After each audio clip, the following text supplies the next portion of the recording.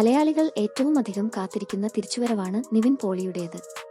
ഒരു സമയത്ത് മികച്ച സിനിമകളും വലിയ ബോക്സ് ഓഫീസ് വിജയങ്ങളിലൂടെ മലയാളി പ്രേക്ഷകരെ രസിപ്പിച്ച നടന് കഴിഞ്ഞ കുറച്ചു വർഷങ്ങളായി അത്ര നല്ല സമയമല്ല. മോശം സിനിമകളും തുടർപരാജയങ്ങളും നിവിൻ പോളി എന്ന നടനെ പിന്നോട്ട് വലിച്ചു.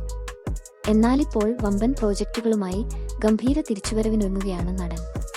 നിവിൻ നായകനായി എത്തുന്ന ഏറ്റവും പുതിയ ചിത്രം പ്രഖ്യാപിച്ചു. മൾട്ടിവേഴ്സ് മന്മഥൻ എന്ന് പേരിട്ടിരിക്കുന്ന സിനിമ ഒരു സൂപ്പർ ഹീറോ ചിത്രമായിട്ടാണ് പുറത്തിറങ്ങുന്നത്. കരിക്കിന്റെ ആവറേജ് അമ്പിളി, സെബാസ്റ്റ്യന്റെ വെള്ളിയാഴ്ച എന്നീ സീരീസുകളും സുരാജ് വെഞ്ഞാറമൂട്, ബേസിൽ ജോസഫ്, സൈജു കുറുപ്പ് എന്നിവരെ കേന്ദ്രകഥാപാത്രമാക്കി സംവിധാനം ചെയ്ത എങ്കിലും ചന്ദ്രികയെ എന്ന സിനിമയ്ക്ക് ശേഷം ആദിത്യൻ ചന്ദ്രശേഖർ രചനയും സംവിധാനവും നിർവഹിക്കുന്ന സിനിമയാണിത്. Super hero comedy action fantasy entertainer ആയി ഒരുങ്ങുന്ന ഈ ചിത്രം നിർമ്മിക്കുന്നതും നിവിൻ പോളി തന്നെയാണ്. പോളി ജൂനിയർ പിക്ചേഴ്സിന്റെ ബാനറിൽ ആണ് അദ്ദേഹം ഈ ചിത്രം നിർമ്മിക്കുന്നത്. നവാഗതരായ അനന്തു എസ് രാജ്, നിതിരാജ് എന്നിവർ ആണ് ചിത്രത്തിന്റെ സഹരചയിതാക്കൾ.